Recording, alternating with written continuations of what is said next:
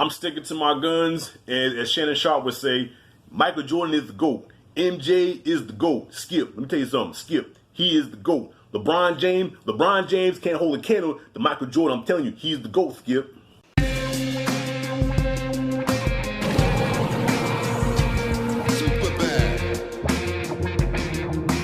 The Last Dance, episodes 5 and 6, y'all. There's just so much to cover on those two episodes, so I'm not going to recap the whole thing for both of them, but just what really stood out to me. Episode 5 was probably the best to me so far, because I was wondering from the beginning if they were going to do a tribute to Kobe, and as soon as it came on, yes, this is dedicated to Kobe Bryant, and I thought that was just the most, oh man, it brought chills. It almost got me teary-eyed, because it's still surreal that Kobe Bryant's no longer here. And I love that moment where they're in the All-Star game, and, in the locker room, the East All-Stars, and they're talking about Kobe, right? They're just sitting down, just talking, and Jordan was like, yeah, that Lakers kid, he's gonna be coming after everybody one-on-one. He was like, who, Kobe? Yeah, man. Like, he don't let the game come to him. He gonna take it to you. So Jordan, even as at 19, man, Jordan recognized real. He noticed that Kobe was gonna be a force to be reckoned with. And he took him under his wing as his big brother. And I love how Kobe said, when people ask him who would win one-on-one, between him and Mike, because that question comes up a lot, one-on-one, who would win between Kobe and Mike. And Mike would make a joke like, well, Kobe won because he stole all my moves, But Kobe was real respectful. He was like, look, man, I don't want to go there because everything I got from him. I wouldn't have the 5 championships had it not been for Mike, man. The man helped me out a lot. And it's sad because I think Kobe wanted Mike to induct him into the Hall of Fame. And, it's still going to happen, but, of course, he's not going to be here to see it. But, yeah, I just thought that was a real touching tribute to the man, Kobe Bryant, rest in peace. Another thing that stuck out to me about episode 5 was the Dream Team. And, man, this documentary is really taking me back, y'all. The fucking nostalgia on here is crazy. So they take it back to the Dream Team. And I remember even having the Dream Team Sega Genesis game. And, of course, you could pick any country that you wanted, but if you didn't pick the USA, like, you're crazy. Only other team that came close was probably Croatia with your boy Kukoc. So, yeah, I thought that was funny how Jordan and Pippen bullied the shit out of Kukoc because that was Jerry Krause's boy. And, they don't fuck with Jerry Krause, and they thought it was disrespectful the way they did it. So they said, okay, well, we're going to show them a thing or two. And sure enough, they got on the court, and they kind of fucked Kukoc up a little bit. Isaiah Thomas keeps coming up in here, and word on the street, well, back in the day, word on the street was that Isaiah didn't make the team because of Jordan. And then there were rumors that, no, the real reason, I think John Sally said this on Vlad TV, was that Magic Johnson, that was all Magic Johnson's doing why Isaiah Thomas was on the team. My personal opinion, I think it's all of the above. I think nobody wanted to play with the guy.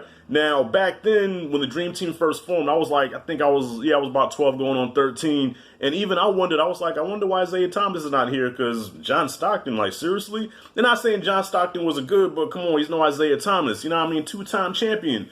And that's when it all started. Like, yeah, it's because of Jordan. But no, you got to think. You got Jordan, Bird, and Magic.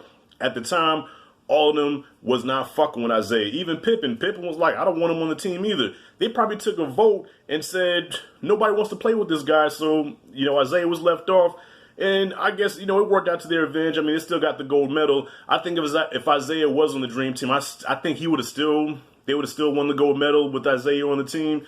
But yeah, man, I don't think he was a good fit, man. I mean, he made such a bad reputation for himself by doing the shit that he did and crossing the players that he crossed.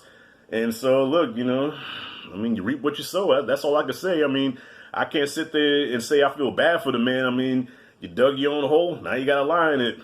Fuck it.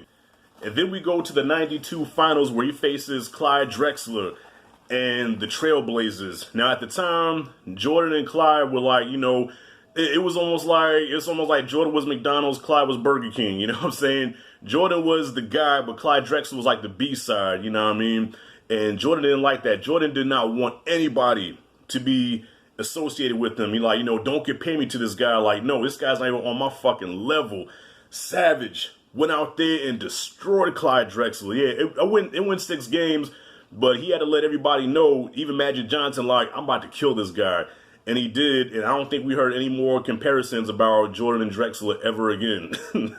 The thing about this episode that really got me was that you fast forward to 98, Jordan is playing his last game at the Garden, and he's wearing the old school Jordans. And by the way, that was some good backstory about how he got started out with Nike, how I think he wanted to be with Adidas at first, and Nike cut him a deal, and then the rest is history, you know. So he wore his first his first Jordans that he wore at the Garden, and this is his last game at the Garden, and scorched us. This documentary is bittersweet because I'm loving this documentary so far, man. And I have nothing but respect and admiration for Jordan. As a Knicks fan, though, this breaks my heart. Which brings me now to episode 6. Episode 6, y'all, was really heartbreaking for me to watch. It was heartbreaking, man. Like, okay, they showed the rivalry between the Bulls and the Knicks, which we all know how that shit turned out. 1993 playoffs. This was going to be our year to knock off the Bulls. We have that formula that the Detroit Pistons had, that tough, rugged, you know, we're going to punch them in the mouth, we're going to stop them. This is going to be our year to beat Michael Jordan and the Bulls, and Patrick Ewing is going to get his first ring. I remember watching this series, y'all. Game 1, we beat them. Yes, the Bulls not invincible. We're going to take him out.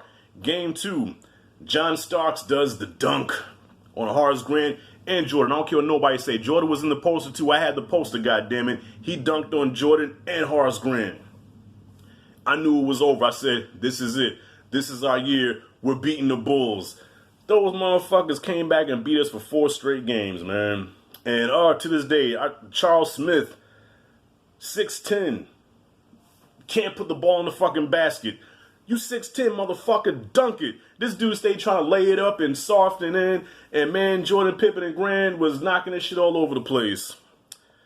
To relive that nightmare again was hard for me to watch as a Knicks fan. I was hurt as a 13-year-old kid watching that. It hurt, all right? It really hurt. But they went to go play Phoenix Suns, and I remember rooting for the Bulls. I wanted them to beat Phoenix because not only am I a Knicks fan, but I'm an East Coast guy, you know what I mean? So if we're going up against the West, whoever's going for the East, I'm rooting for them. Except for the Pacers. I hated Reggie Miller, so yeah, the Pacers I would never root for in the finals. I forgot to mention too, rewind, I'm jumping back to episode 5 real quick. So the Dream Team, right? I wish I could have been there to see that game where they had that scrimmage where it was just them. Oh, that's probably the best game you'll ever see. Like the best players at the time, full court, 5-on-5, Magic against MJ. Magic, it's funny when you watch it, you know, Jordan's legend is so crazy because from what I hear from a lot of players, for the most part, Jordan was cool, you know, but when you start talking shit to him, a switch went on, he just goes into savage mode. So Magic and his team are beating MJ and his team, and Magic starts to talk shit to him. He says, "Hey, if you don't turn on Air Jordan now, we're gonna blow y'all out." Why did he do that? MJ went off, scored every basket, ended up almost single-handedly beating them. And then then they said they got on the bus, right? They got on the bus and they're I guess going back to wherever they're going, and said the whole bus was quiet. I guess it was like an awkwardness because how serious the game was. And Magic came out and told I think he told Bird, he was like, "Well, I guess we shouldn't have pissed the man off." They say the last thing you ever want to do is talk any kind of trash to him because MJ is so competitive. The guy, he admits he has a competition problem. He claimed he doesn't have a gambling problem, but come on, I think, you know, the man had a gambling problem. I'm going to tell you what else tripped me out was how hood Scottie Pippen is. Now, we see how hood Jordan can be, but every time we see Scotty's always really reserved and just really, you know, he talks real like this. Like, you can tell he's kind of country, but I try to talk proper, like I be really just sophisticated and talk about the game of basketball. But man, they just got their 60th win against the Magic, and they're in the locker room or whatever. They got their suits on. It's MJ, Ron Harper, and Pippen, and they're about to drink a beer. And the camera's on Pippen. You can tell Pippen didn't want to be recorded because you get to see this motherfucker for how he really is. So like I said, when you see Pippen in the interviews, it's like, yeah, so we had to do what we had to do to help the team to win. And, you know, that's the thing about playing the game of basketball. But, man, you saw him this time. Jordan was like, yeah, usually I drink a Gatorade, but shoot, I need a beer. And Scotty was like, shit, that's what you think about in the fourth quarter, man, getting a cold ass beer. And then he caught the camera watching him, right? So he was like, man, you ain't got me recording us drinking no beer.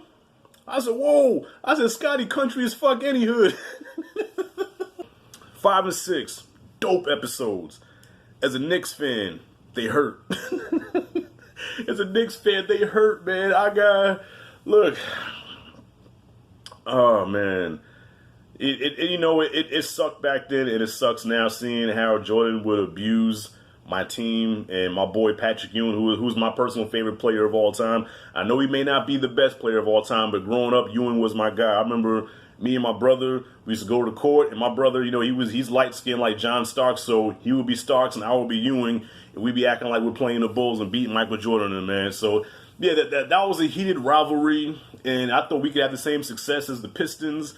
Unfortunately, the Pistons done roughed them up so bad where they're not taking bullying from anybody else ever again, and they destroyed us. So, yeah. Anyways, that's all I got, man. Have y'all seen episodes 5 and 6? What did y'all think about it? Comment freely below. If you like it, did the content, hit that like and subscribe, notification bell in the corner. Thank you all for watching. This is Rashad G. signing this motherfucker, Jordan. See you in the next video.